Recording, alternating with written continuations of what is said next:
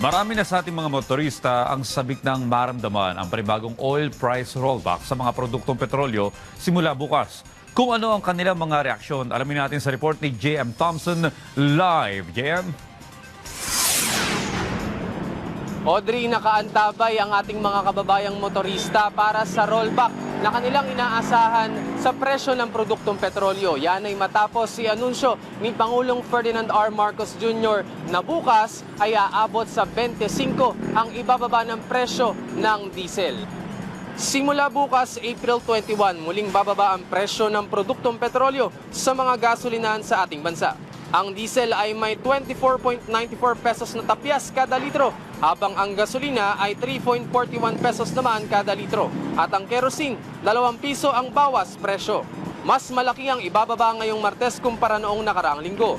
Nasa kabuang 45 pesos ang ibinaba ng presyo ng diesel sa loob lamang ng 2 linggo. Si Oscar De Castro na pangunahing transportasyon ng motor papasok sa Quezon City at pauwi sa Marikina, lubos ang pasasalamat sa panibagong rollback bukas. Kung magtuloy-tuloy man ito, magiging malaki ulit ang mababawas sa gastusin sa gasolina na makatutulong sa dagdag budget sa 2 anak na nag-aaral. Mahalaga po kasi everyday na namin pagkukumute, lalo na sa kami mga rider. Kailangan namin yun. Si Rogelio Blase, kahit pa mamigat ang halaga ng diesel, tuloy pa rin ang pagkayod para sa pamilyang umaasa. Kaya't umaasa ang tsuper na sana ay magtuloy-tuloy ang rollback upang hindi man bumalik sa dati ang presyo, basta't kahit papano ikikita ang kagaya nilang mga namamasada. Madagdagan ng namin yung diesel, may balik-balik na namin konti yung pundo namin. Sa ngayon, hindi namin may balik pundo.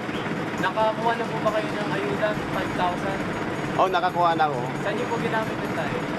Didesel ko yung 1.5 sa pamilya ko, gano'n. Kasi hirap walang kakainin. Pinaalalahanan naman ni Pangulong Marcos ang mga gasolinahan at ang mga motorista hinggil sa pagpapatupad ng sunod-sunod na rollback sa bansa.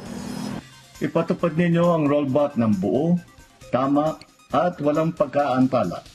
Ibigay ninyo sa taong bayan ang dapat naman na nasa kanila. At para sa ating mga kababayan, bukas ang ating tanggapan at ang Department of Energy para sa inyong mga reklamo.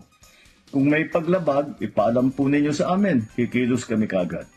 Audrey, bukod pa rito, tuloy-tuloy pa rin ang 10 pisong diskwento kada litro sa ilang gasolinahan sa loob ng Metro Manila. Dagdag pa rito, extended din yung validity ng mga student permit, rehistro at lisensya hanggang July nang walang binabayarang kahit anong fee.